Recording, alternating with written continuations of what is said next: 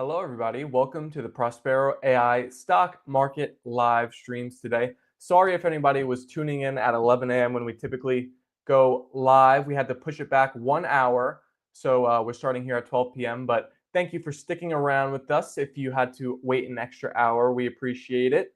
The markets are up green across the board today after a rough ending to last week.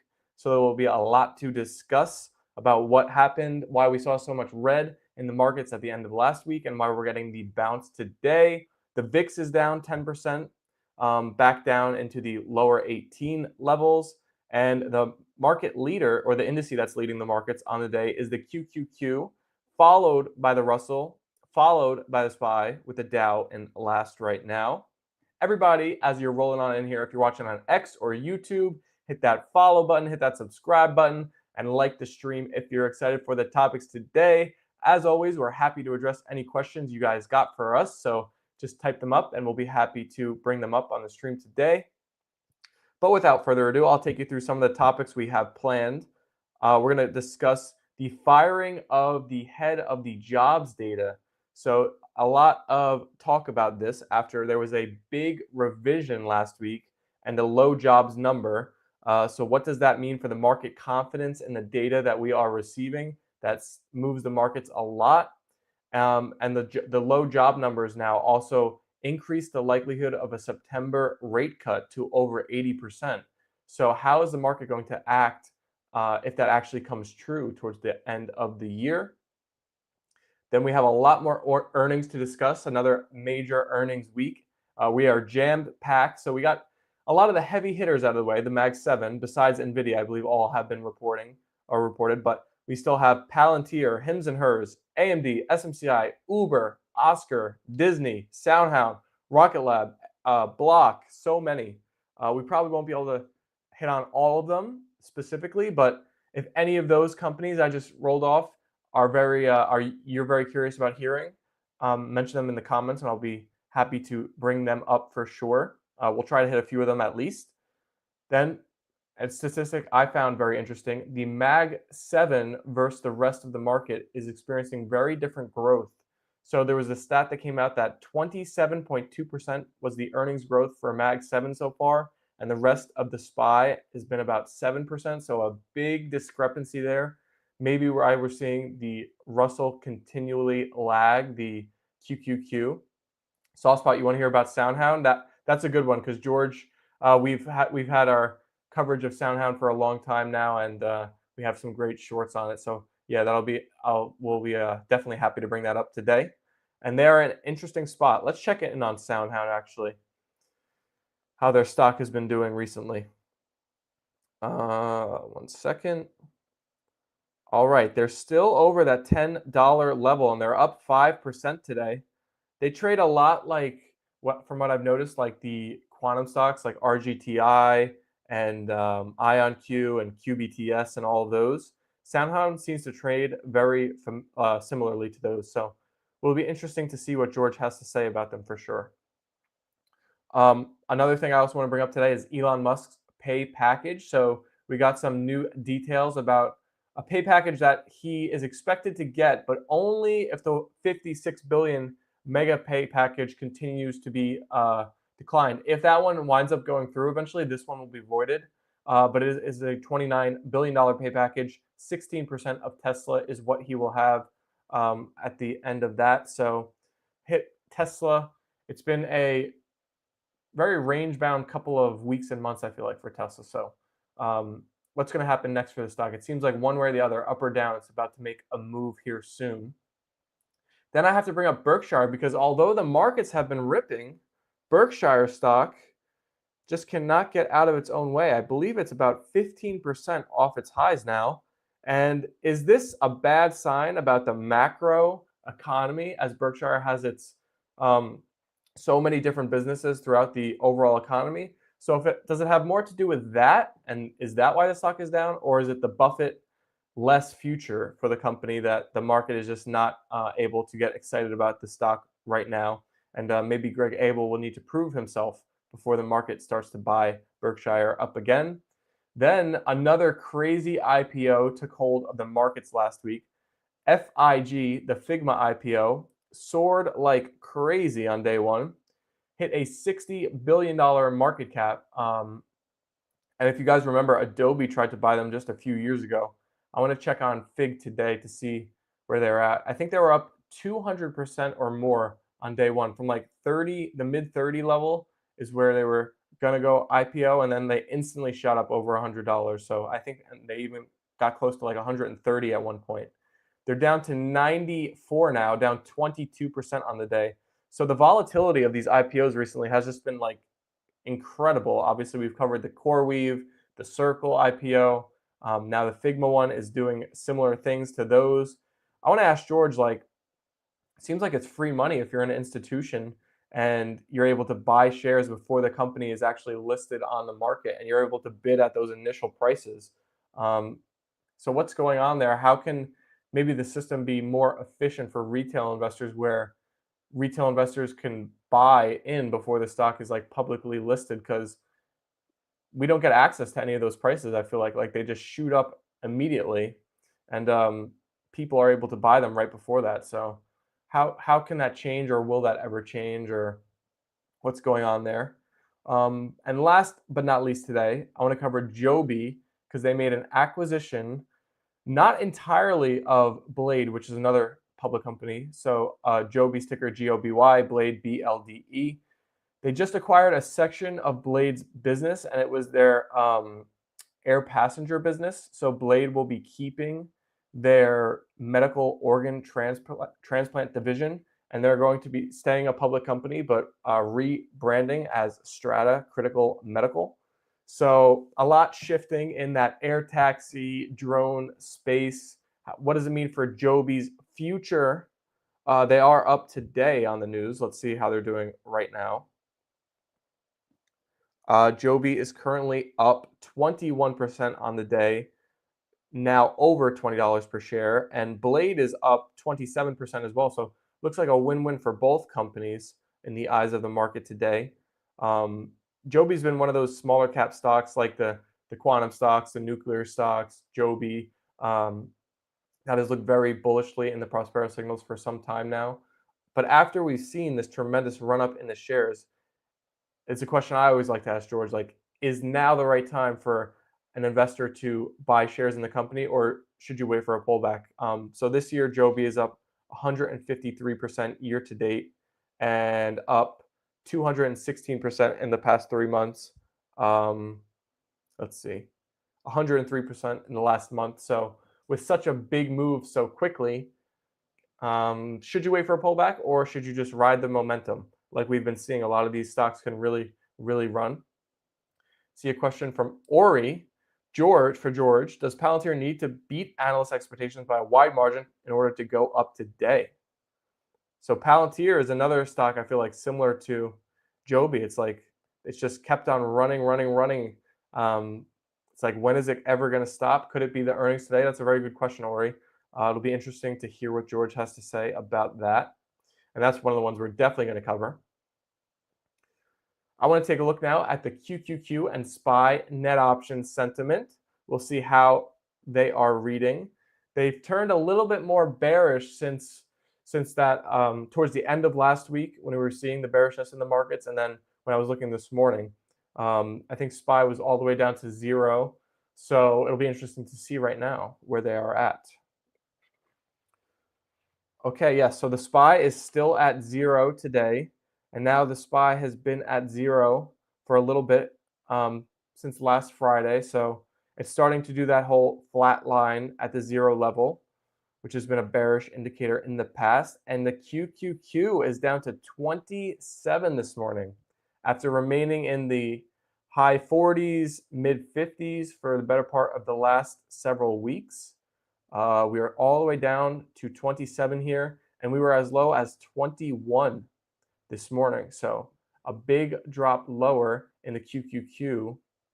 So it is something to follow for sure. Hello, George. Welcome to the stream today. Hello. Interesting, though, that the QQQ net option sentiment is dropping after we got good reactions from a lot of the Mag 7 earnings. So Maybe it's all of the stocks that are going to report in the future here after the Mag 7, all the smaller mid cap and lower cap tech stocks that the market is getting worried about. But we'll have to decipher this on the stream today. So, George, we're seeing a bit of bearishness in the markets last week, reversing today so far, a bounce back. Talking about on the stream today, the jobs data that we're getting, I think that was one of the major triggers for the weakness in the markets towards the end of last week. The earnings reactions we got from a lot of those mega cap stocks last week were pretty good. Amazon was a bit of a laggard. I think Apple was probably maybe better than you anticipated in terms of just the market reaction.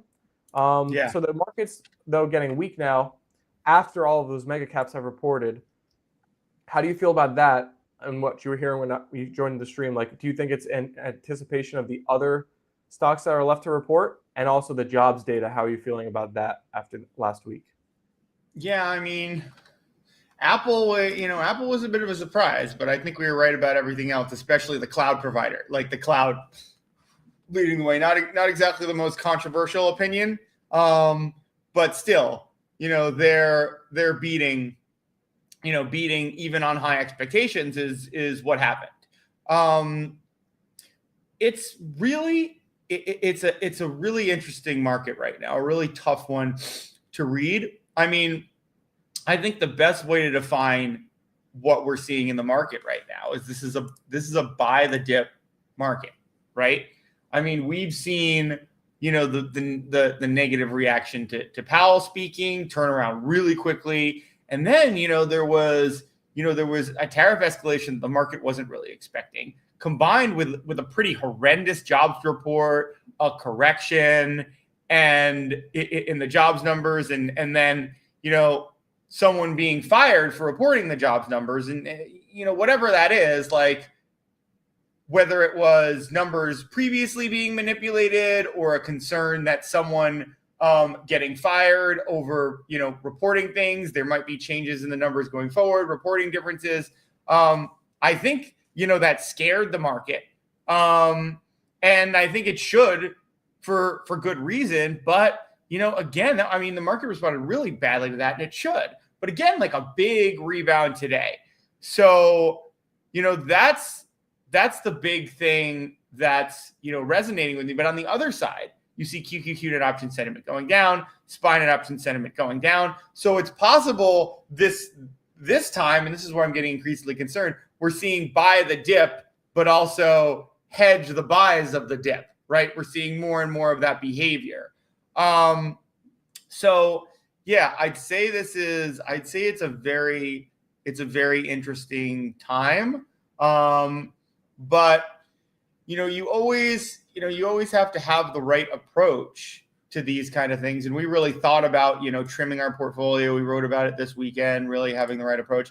And even though this is a very bullish day, we're doing well with 7 shorts and 5 longs, right? So that just shows, like, if you have the right approach to thinking about the market, and our approach was, we're going to go long our growth tech names that we like a lot, but actually hedge it with more tech names that we don't think will do as well, regardless of what happened. Basically, we took a mix of stocks that were, slumping overall, as well as ones that just had bad Fridays with the rest of the market.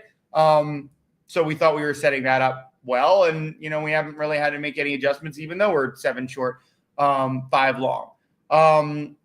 But yeah, I like, we wrote an article I think it was 2 weeks ago or 3, about how, when the market's moved up as much as it has,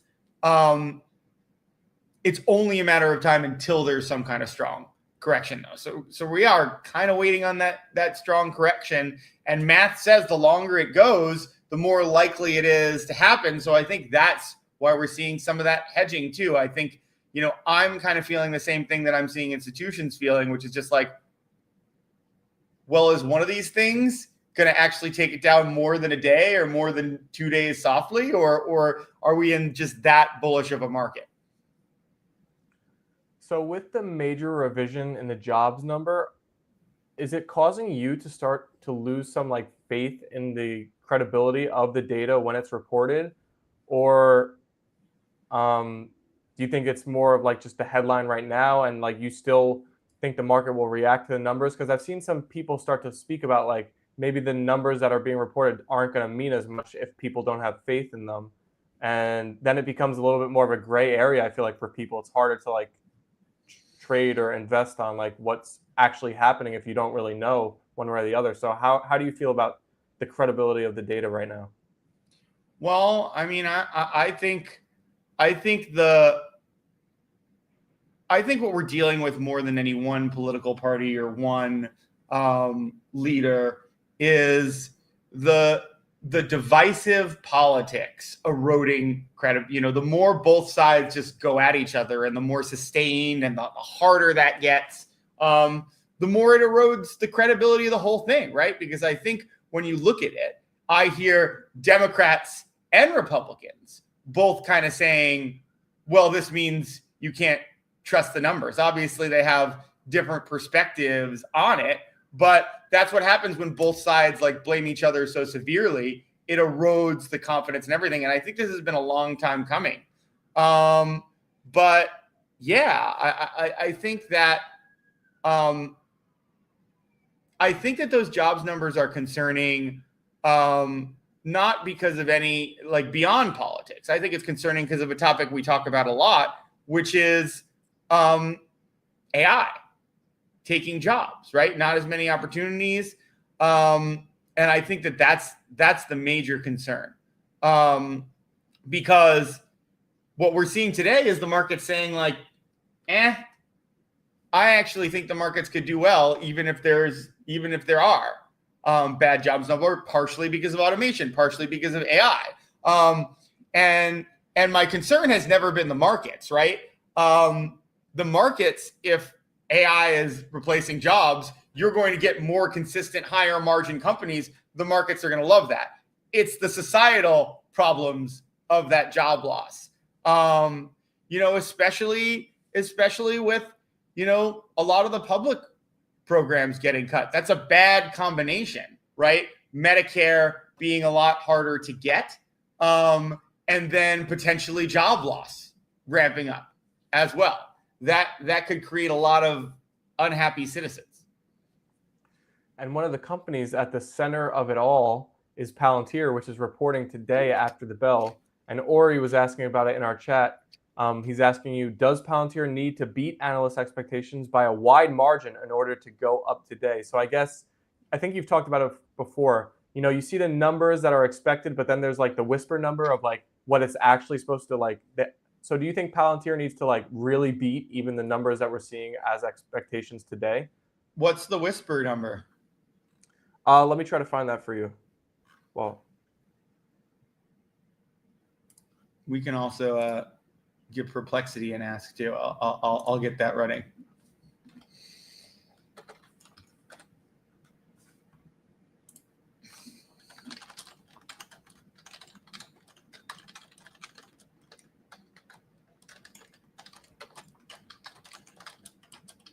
if anybody in our chat knows too, you could type it for us.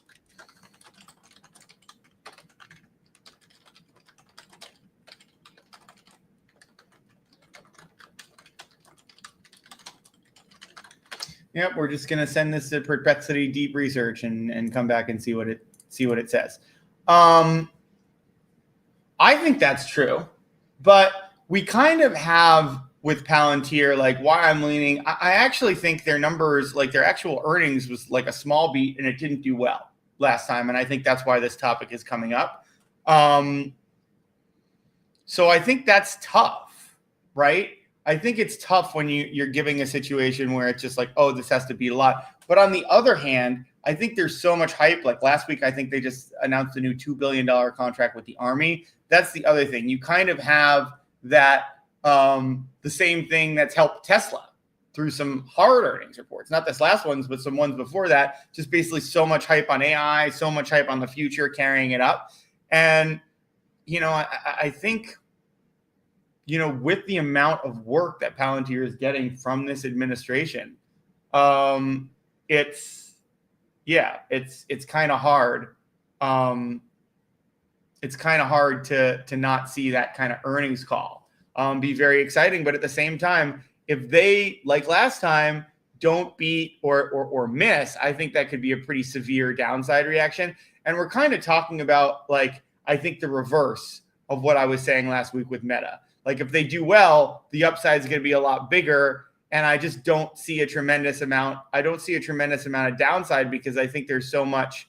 I think there was a lot of things that Meta is doing well right now that could protect against the downside. And I also wasn't really expecting downside. And they blew it out of the water. But yeah, I think, and the other part there is obviously the valuation support of Meta. Meta is, a much more profitable company than Palantir. So, any kind of softness in earnings when there's already profitability concerns, I think is important. Okay. So this is saying the consensus estimate is $14 per share. But the whisper number they're saying is 15. That's what I saw too. And we have some historical. So historically, their positive reactions of earnings of 10 of 19, 53%. And then the median positive mood was 27%. And the median negative move was negative 13. So that's,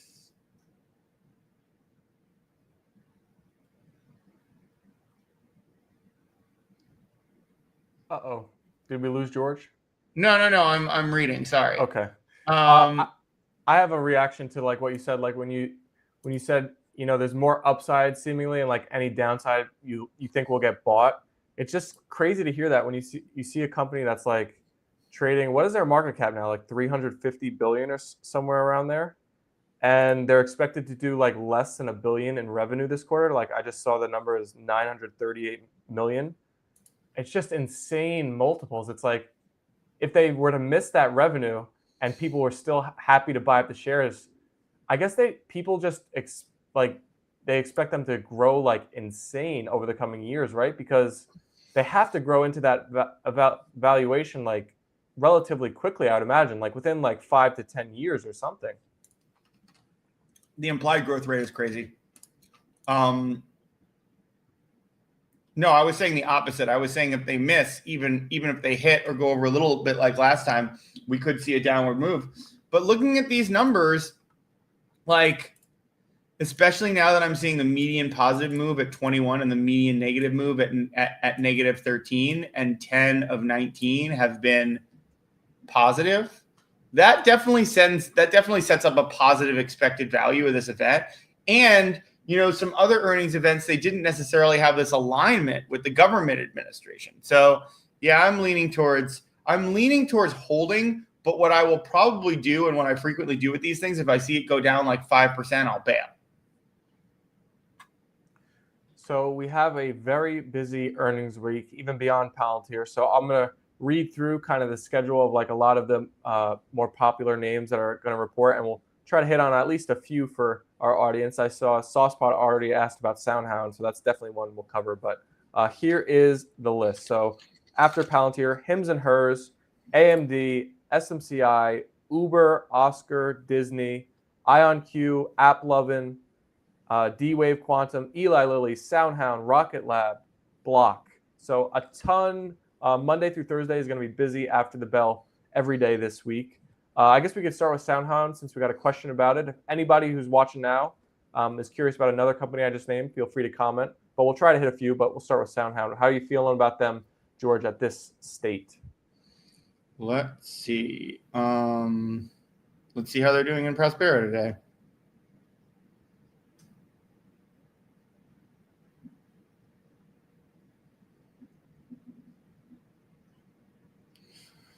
Well, they're looking pretty good. I mean, I don't like them as much as some of the other small cap names, but 80 net option sentiment, the trend is not something that screams to me positive earnings. I mean, it could be, but I am concerned with like that upside trend. It's in a downward cycle and the downside is in an upward cycle. That always kind of makes me nervous heading into earnings. But, you can make the counter argument that, the raw numbers are strong enough and net option sentiment is high. And maybe you just have some people taking profits, a little concerned. But yeah, I generally don't like to play earnings on something that I don't have like a stronger conviction on. I don't really like that down in the upside and up in the downside, but it's not the worst setup I've seen either. So I'm curious about AMD. I looked this morning, they had 100 net option sentiment in Prospero. So it's still looking bullish even after a massive run. They bottomed at about $78 per share in April, and now they're all the way up to 177 today. And my question on AMD is, how did the view from investors and the overall market become so bearish on a company and so quickly spin? Like, was everybody wrong, or did the facts about the company just change so much in a short amount of time? Or was that like a really wide gap that if people watching these streams like can try and spot out in the future and learn from this AMD, like obviously the shares were worth more than 78 at that time if you had the ability to foresee something. So what do you make of all that? No, I think a lot of it is that, they were trying a lot to build a story that they could compete with NVIDIA, and they weren't doing a very good job. But, there started to be research that came out about how much, cheaper a token was, for this AI training on their systems. Granted, there are obstacles. Like, once you already have an NVIDIA system, you can't just sub in some AMD systems to supplement because the software specifically communicates only in, CUDA.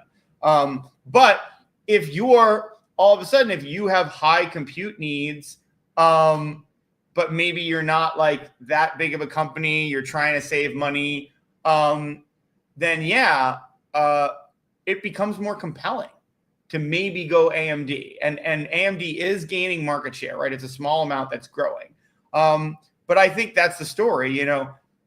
I think the tide's going to lift all of these ships, right? And if you're AMD, you're farther away from your all-time high than, a lot of the other chips companies. There's starting to be a case for people to go with you, especially on cost savings, which is very compelling for, small and medium-sized companies. Like, you're not going to see the Metas of the world, switch to AMD systems, but your small caps, your smaller private companies, they've started to make a compelling case for that, and I think that's what the market is seeing. How about some of the smaller companies that are like the high growth ones that have run a lot, like D-Wave Quantum, IonQ, Rocket Lab? You think those companies are entering, since they've run a lot, entering this earnings report with like a high bar, high expectation?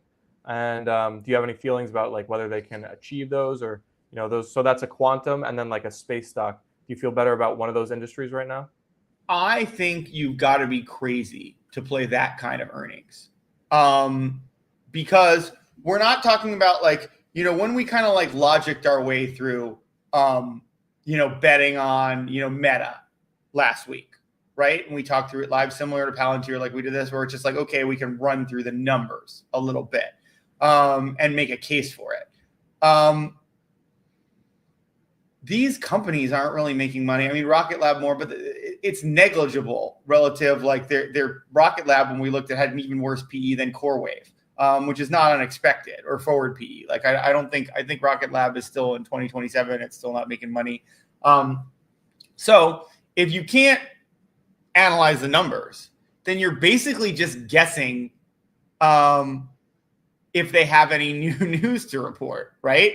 If there's anything, if they've saved it, like, because they obviously can announce it as it comes out, or maybe they're saving it, or maybe it's just that new that they're going to announce it at their earnings, right?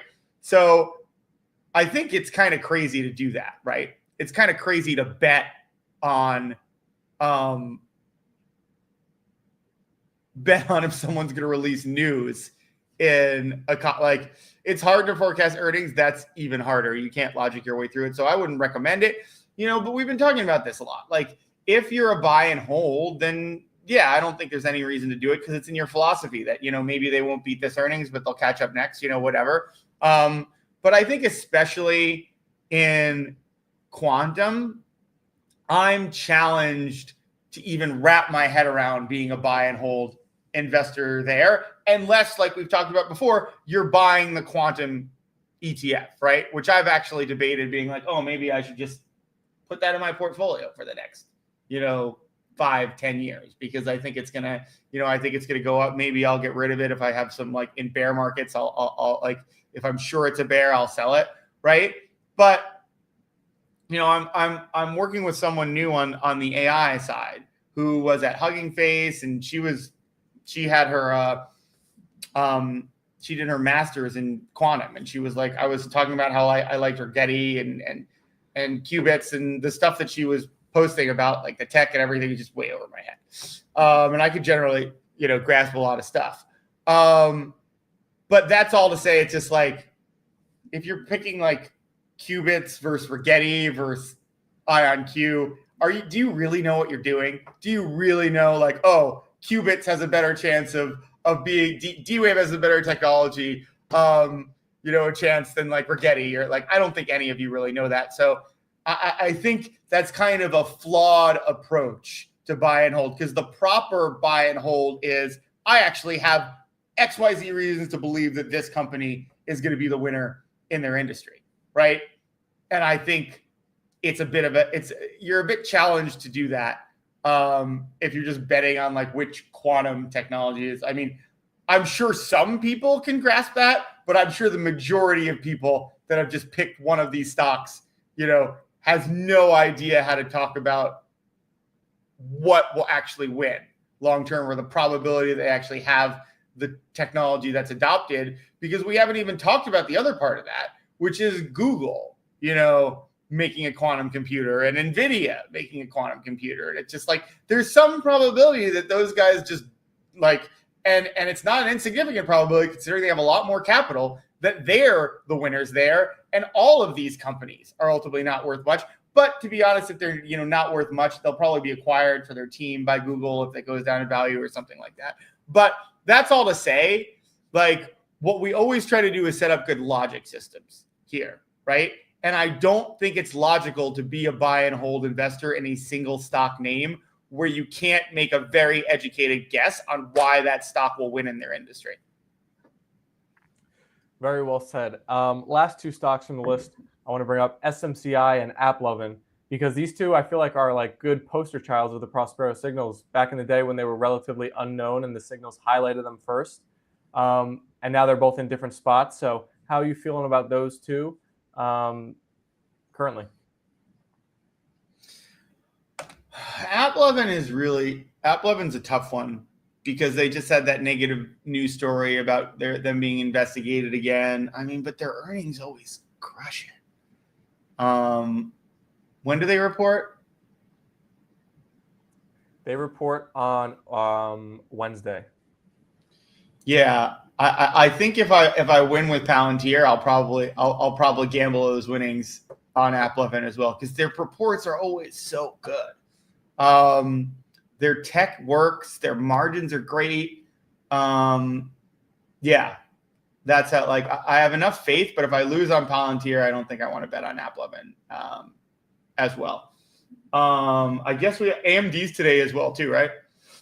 AMD and SMCI are both tomorrow. Oh, SMCI. I mean, last I checked, SMCI had a really bad downtrend in upside. I don't know what that's about, but that definitely makes me cautious. Yeah, wow. It is a 50 in upside and the 92 in net option sentiment. So, and that's on a nice uptrend.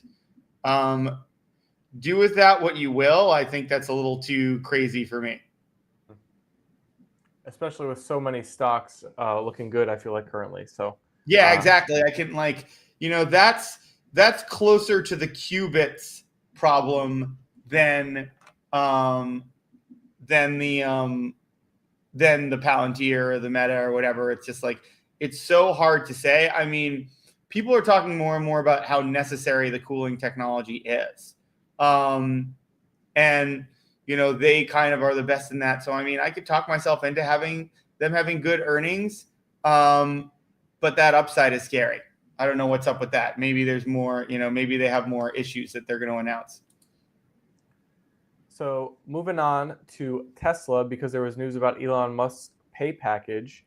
Wait, one other thing that I want to say, actually, as a last thought, and I'll look more into it, is it is a possibility that options holders are moving from long durations to short when I look at those numbers. So that's another possibility that would actually lend it to be that the market might have more faith in that this earnings report is good because they've moved it away from long-term bets. I still don't like that trend, but I wanted to just get that thought in too. Definitely good for people to be aware of. So back to the Tesla thing. So Elon Musk pay package update. So 96 million shares total and a $29 billion package was just agreed to. Now, this package will be voided if the prior one, the $56 billion one that has been continued to be shot down by courts, if that ever goes through, this one will be voided. But as of now, this is one that has been agreed to, and it will vest in 2 years as long as Elon Musk is still the CEO of the company at that time. So I think some people were pretty happy, or at least Tesla shareholders, because it guarantees you like Elon as CEO for 2 more years. But Tesla stock not really moving much, pretty range bound, lackluster earnings reaction. I don't know, because Tesla was making so many crazy headlines for so long, and really Elon Musk. Maybe it's kind of good for the company to have a little bit of a under the radar back half of 2025. But what does this Elon Musk guarantee as CEO for 2 years basically mean to you and mean to Tesla? Well, the bigger thing for me, and I might look for a Tesla entry now. The bigger thing for me is I actually found out over the weekend that Elon Musk gave, I think, 15 million to a MAGA super PAC and some Republican, some other Republican, I guess, PACs or leadership groups or whatever.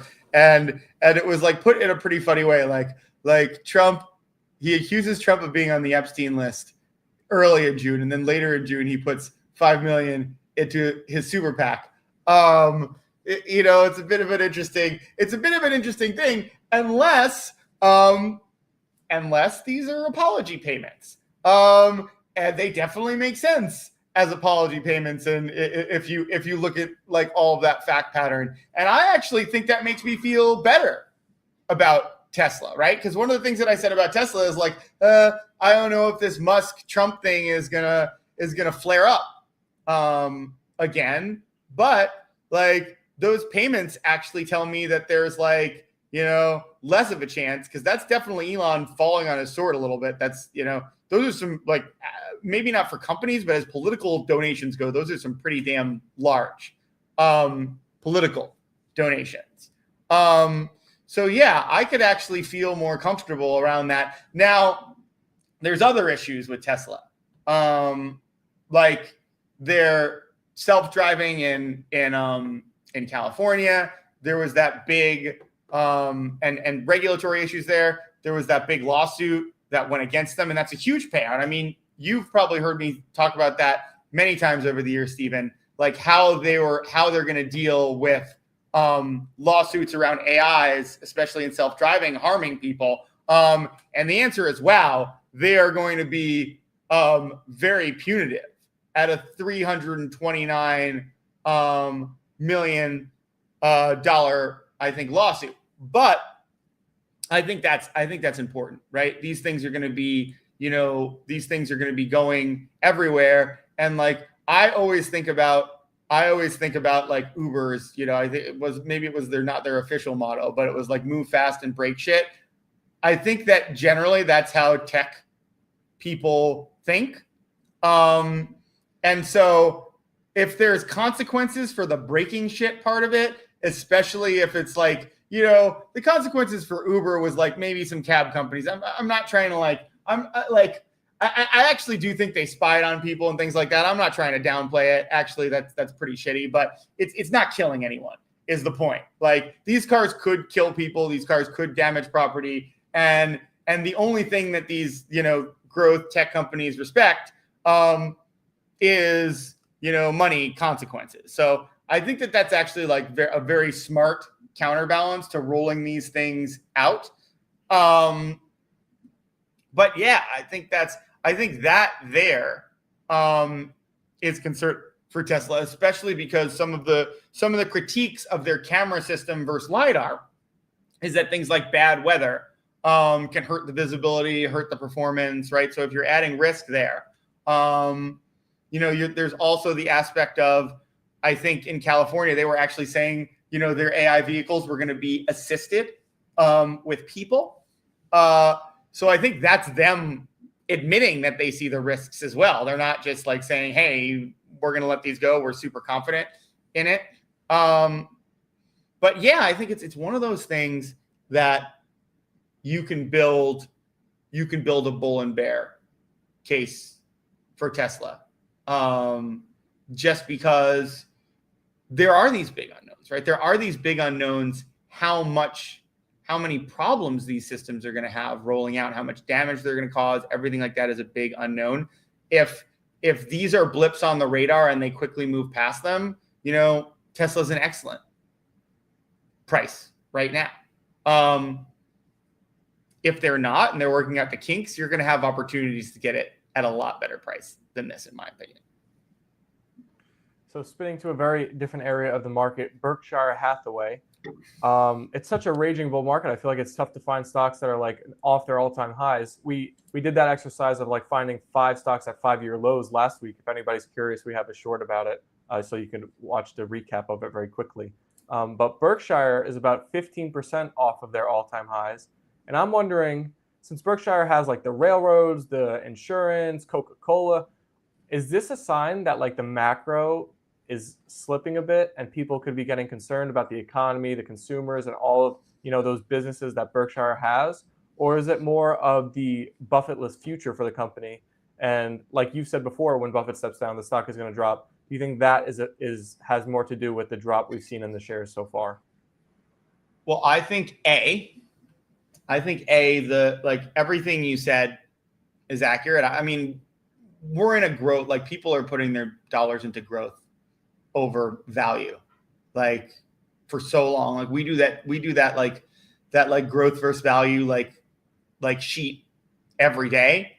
And I don't know, I feel like 70 or 80% of the days it's growth, not value. Like in the last 3 months, I mean, anything like that. But I think there's another aspect to it, which is in this environment, it's getting harder and harder to be a value investor, right? These growth investors are, we looked at Cathie Wood in the letter last week. Oh, I guess the other one was 2 weeks ago. And I was shocked to actually see that ARK was up 69% versus QQQ at 26, right? She's playing bigger growth, right? And that's a lot of value funds are not performing, like in very tough circumstances because they are not playing high growth and they get hurt. So I think we know how much cash Buffett is in. And I think in addition to what you said, some of it's just like the holdings of Berkshire Hathaway, which is, an immense part, of what they're doing,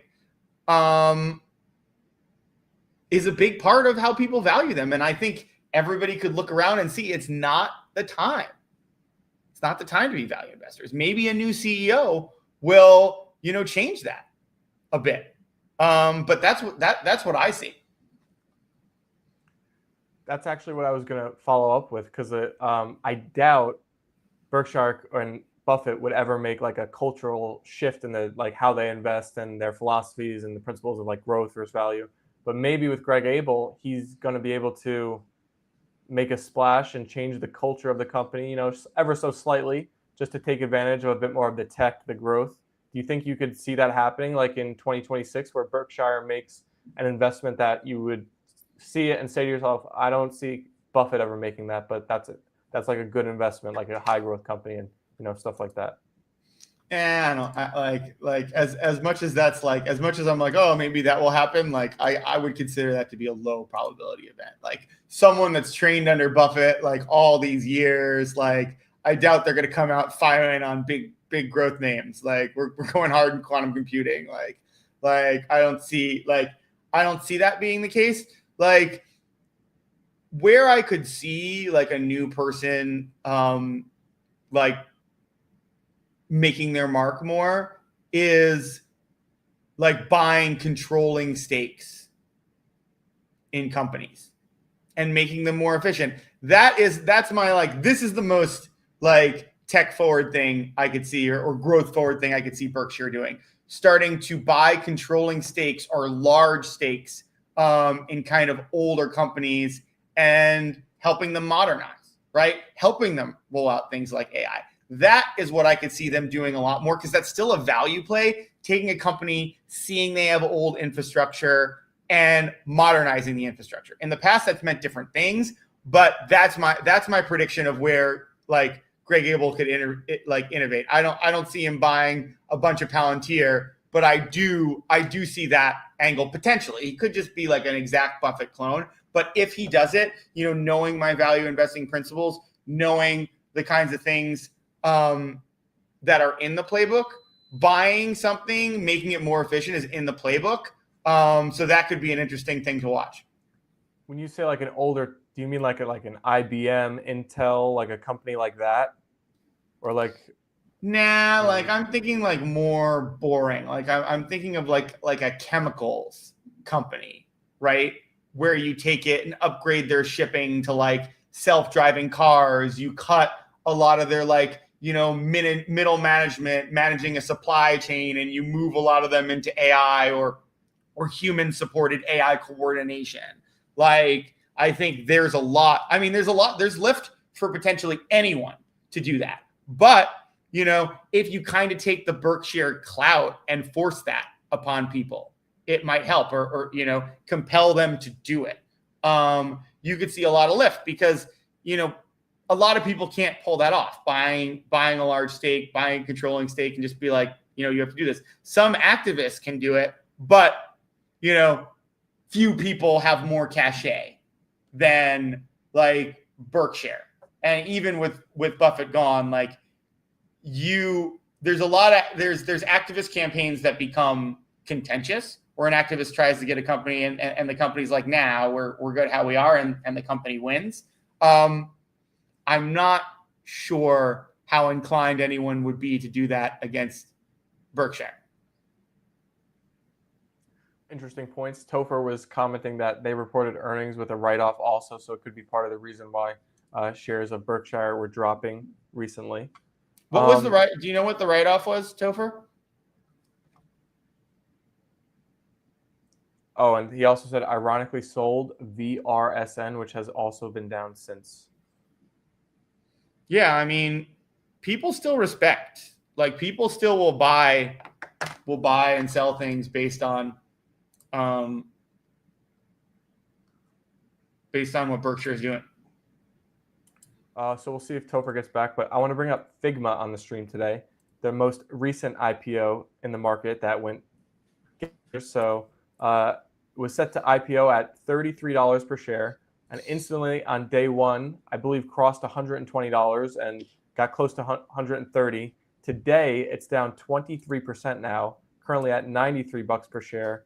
And I have a bit of a question for you about just kind of like, it seems, I don't know what the term for it just seems wrong to me. Like these IPOs, people get to buy them who are like big investors, institutions at that $33 price right before they go public.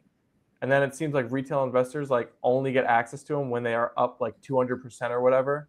And at that point, there's such like a hype for the company that people just buy it. And then we've seen this with like Circle, CoreWeave, now Fig. It seems like they pop and drop. Like, and then I don't know if the people buy it at that $33 per share price. Like, are they able to sell it like same day, or do they have like a time where they have to wait? And do you foresee like a future where retail could ever buy a company like before it's actually listed, like on it has IPO'd, and get in at that lower price? And do you think it's wrong right now, like how I'm saying and how I'm framing it, or do have a different opinion on it? I believe it was Slack. Some of these places are like doing direct listings, which doesn't have like, I don't think that has the same institutional advantages. I think we will have more and more people doing that. And I think that's just like an open market where people can transact, where you're not having like an initial public offering. You're actually just having existing shareholders being able to transact. The trick is, Jill, more and more of these places, like I get pitched. I think it was like Databricks. Someone brought me a Databricks pre-IPO, and other people, they're selling private shares. The larger they get, these rounds get larger and larger privately. Before I think there's a Perplexity one. There's a Perplexity one going on Republic right now. That's happening more and more. They're expanding. There are lots of opportunities. And like, you can always, like, if you like a company, it's not yet public. I mean, I don't know the amounts. We're probably like, unless you can spend 25 or 50K, there's probably zero chance that you're going to get in. Yeah. But in addition to IPO stocks, a lot of the banks have like 1 year lockups, sometimes longer, as part of the IPO. So that's part of the reason these places will go to these issuers, because it does make like the price floor a lot safer.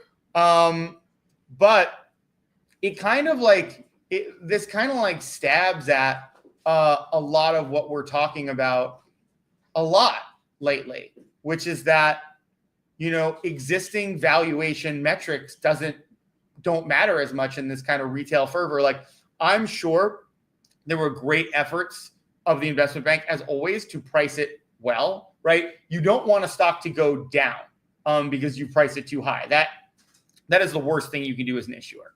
But you also don't want it to go up necessarily a bunch, because it kind of means that the company will think that you ripped it off, right? All the people is you're getting in at $30, and all of a sudden there was a market value to 90.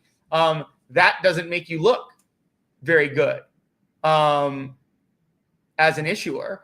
But there's more and more talk of that actually being a strategy, like, and the company's buying into that. Like, if you come in low, you'll get that excitement around it. But the truth of the matter is, I don't think anybody is thinking about these stocks other than seeing them go up when they IPO and piling in.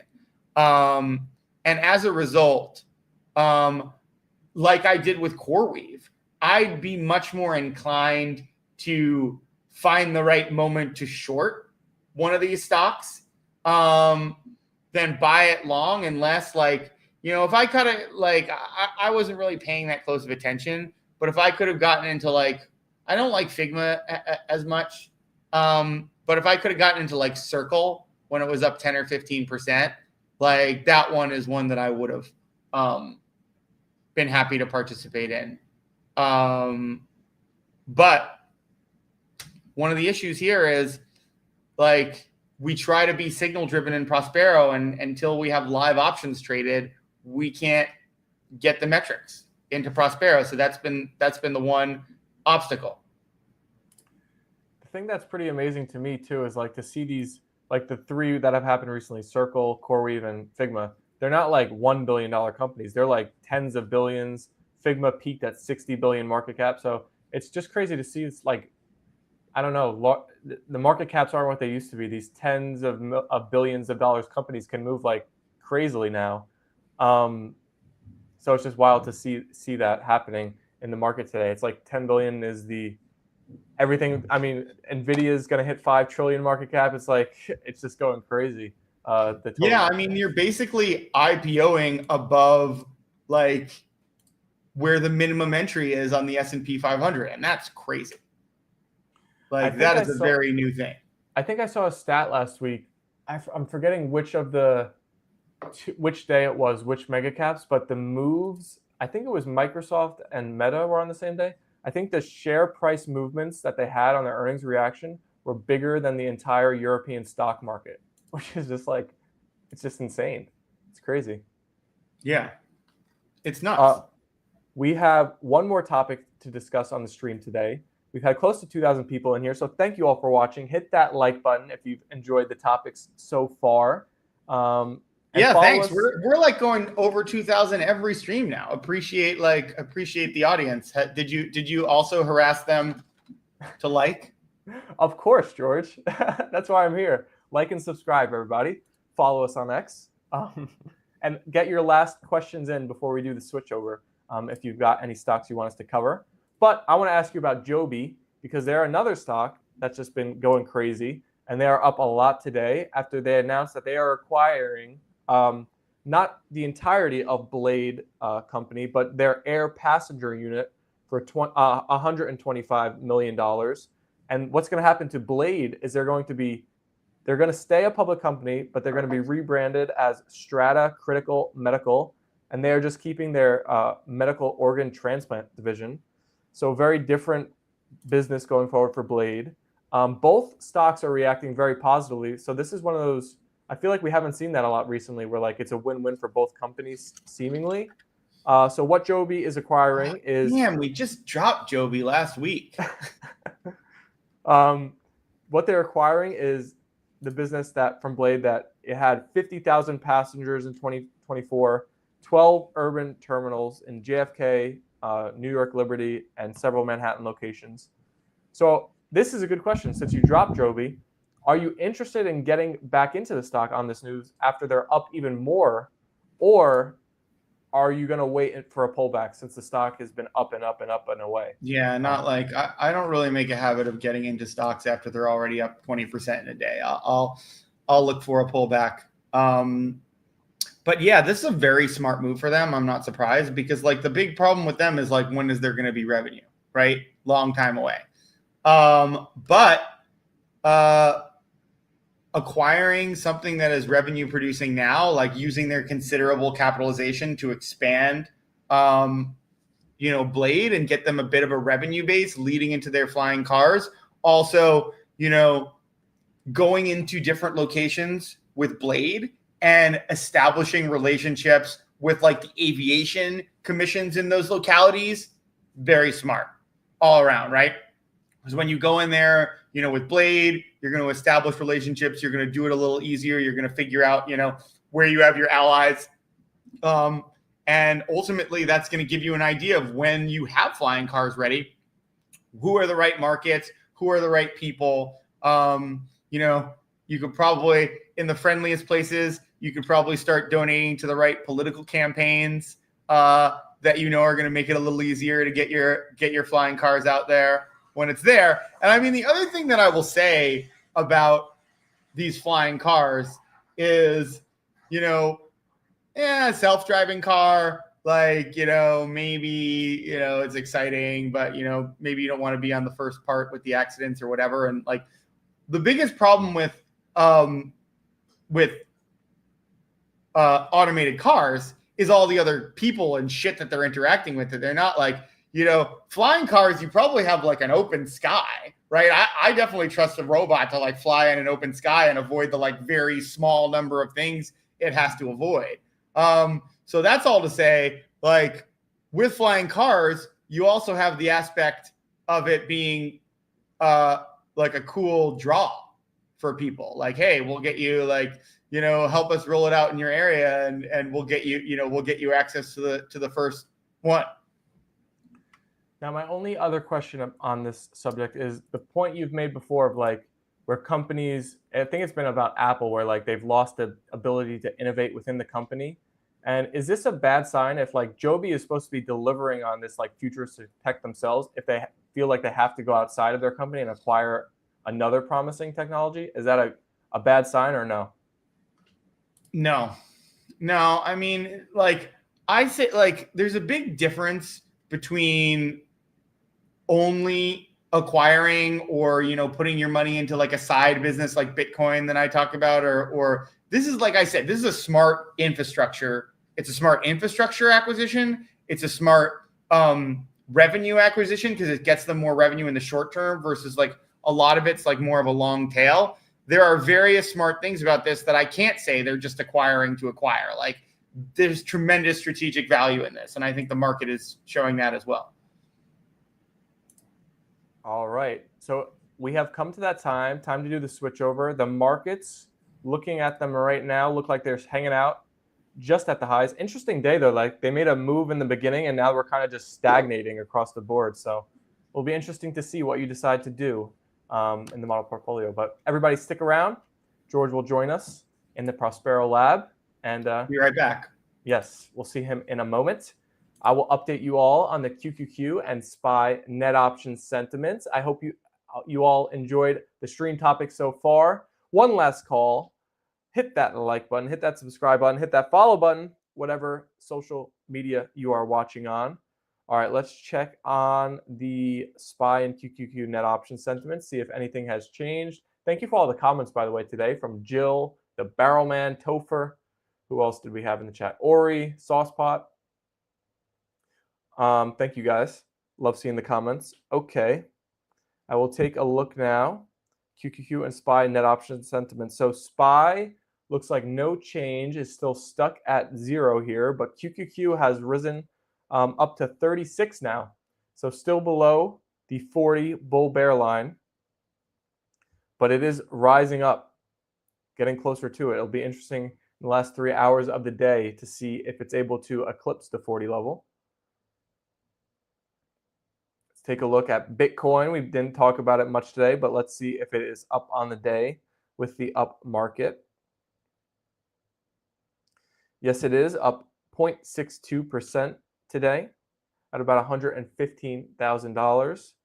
Take a look at some of the Magnificent 7 stocks. So looks like we are green across the board in the Mag 7 except for Amazon. So Amazon, a bit of continuation of their weakness after the earnings reaction. Everything else is green though. Okay. Let's see what we got going here. I want to look at Palantir too. Palantir is crossing the $160 mark ahead of earnings today. Crazy. I'm getting everything ready here. So the SPY net option sentiment is still at 0, but the QQQ is trying to climb higher. It's at 36 now, so rising up a bit.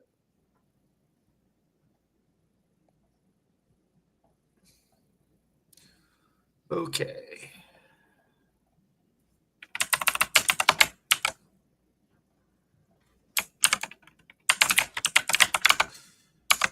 All right, let's get this all set up.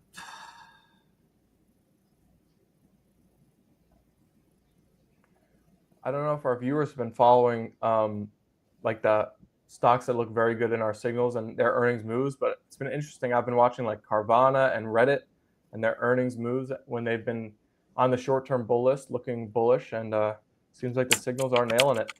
Yeah, we've been doing really good this earnings season, I would say. Especially good. All right, where's QQQ and SPY?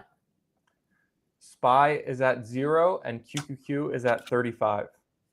Oh, that's recovered a little bit.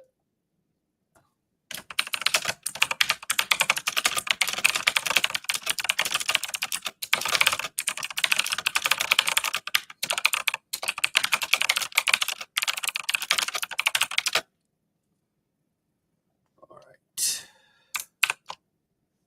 That's interesting. Mid-cap growth leading the way.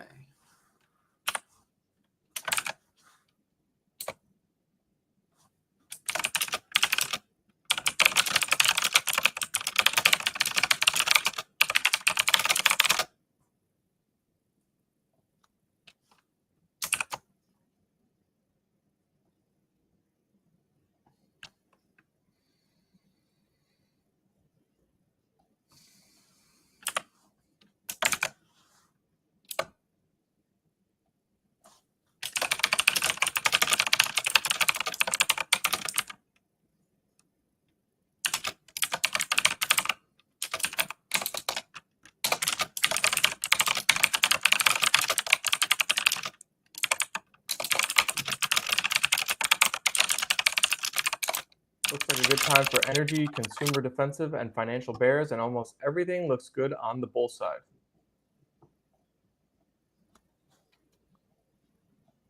It's an everything bull market.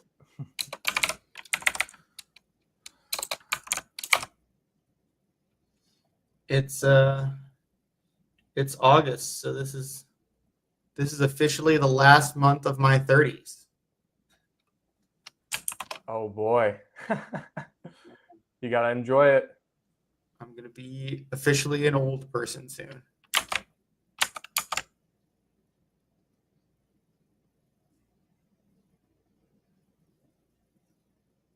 I also am like, originally I was gonna try to see Oasis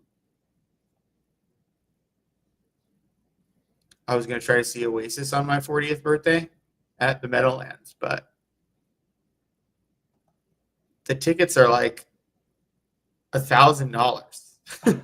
even for bad seats, they're $1,000. Maybe if I actually booked earlier, I would have done better there, but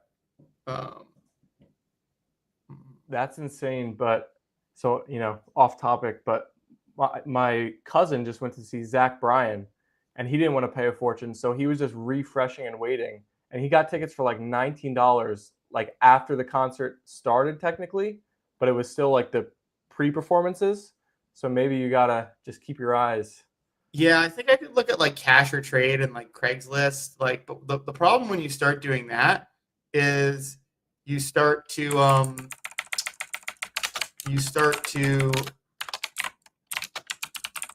risk the fake tickets, right? And then you're just like, Yeah. oh shit, I like paid all of this money for fake tickets. I'm a little surprised Oasis tickets command that premium. I mean, it's been a long time since they toured. They were very popular. Mm-hmm. But I mean, the thing is, if it was in a better venue, like if it was in like Madison Square Garden, I would be much more inclined.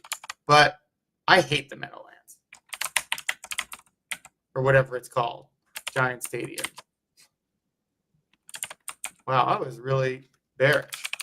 Pretty soon, our Sundays will be tortured by the Giants once again. I mean, yeah. I mean, I'm not signing up for that torture. My family has season tickets, and I have not used them. It's not even worth it.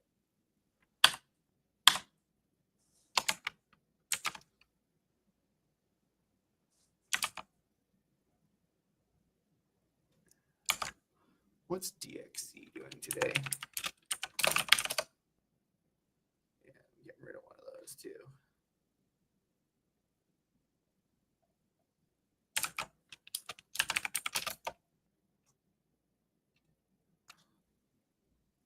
Anything else?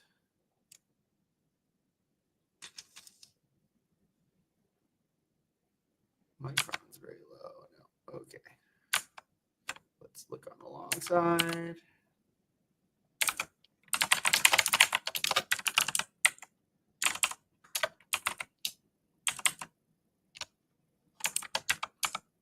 I want to look at Pega. Yeah, I'm not getting out of that. It's all right. I definitely want to tilt more bullish anyway, so not a problem. Oops. I did this the wrong way. You know what stock we haven't talked about, which kind of got on a crazy run, is DoorDash. They're now a $108 billion company. Yeah, it's kind of crazy. I agree.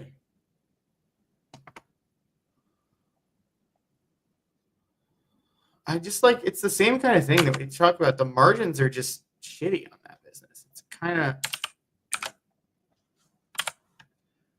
okay, let's see.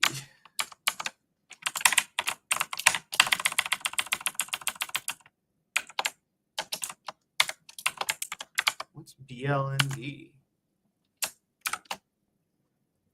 I've never seen that before. Ooh, a new small cap tech name.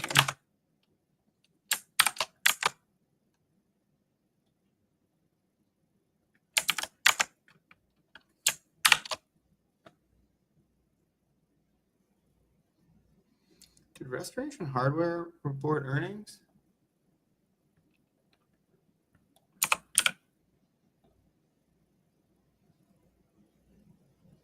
No, they're just like,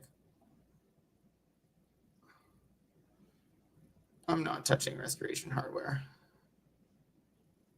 They've been way too up and down. This is definitely interesting. And I don't think I'm in the mood for Novo Nordisk right now. All right. We'll do CVS. I think we already have TYL, right?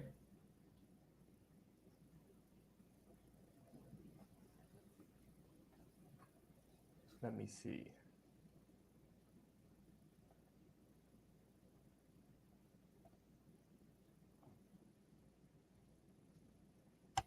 Do we have TYL in the portfolio? Oh, we have Joby in here. Nice. There we go. All right. TYL it is.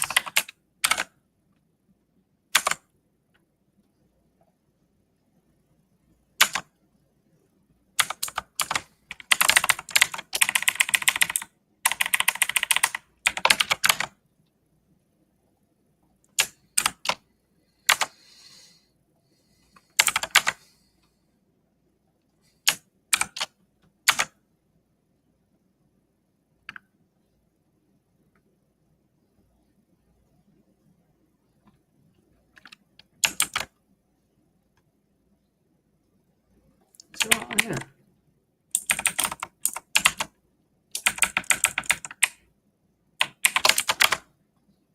Okay.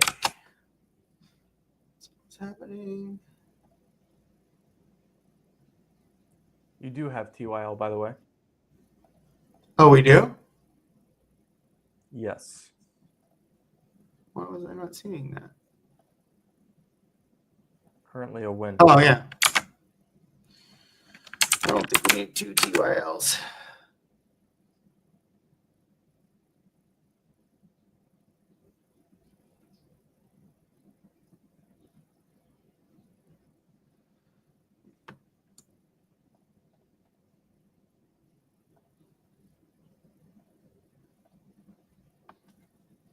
What is going on with ON? I thought it was moving a lot today. Up. No.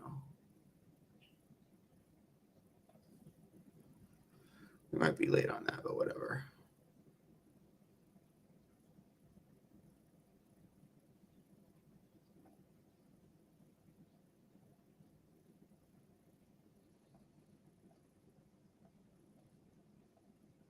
Some energy exposure too. Maybe we'll take a long energy as well. So we're balancing out a little bit. I think we already have that.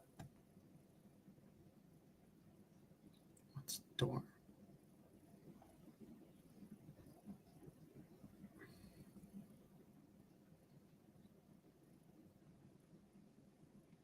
Yeah, I feel good about this.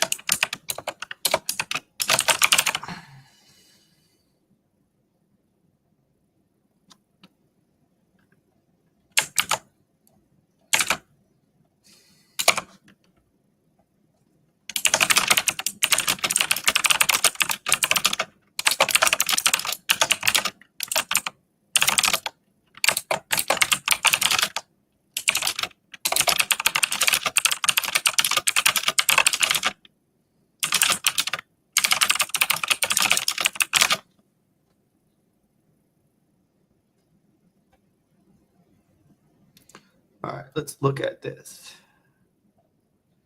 Let's see if there's any changes we want to make. We made big promises not to adjust our portfolio too much. So we're going to do our best to keep our word on that. 40, 50. mean, the one interesting thing, I think we're just going to keep everything there. Unless, are there any interesting smaller cap names?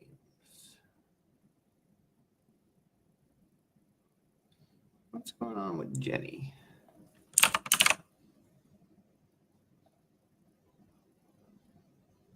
In 2 days, eh?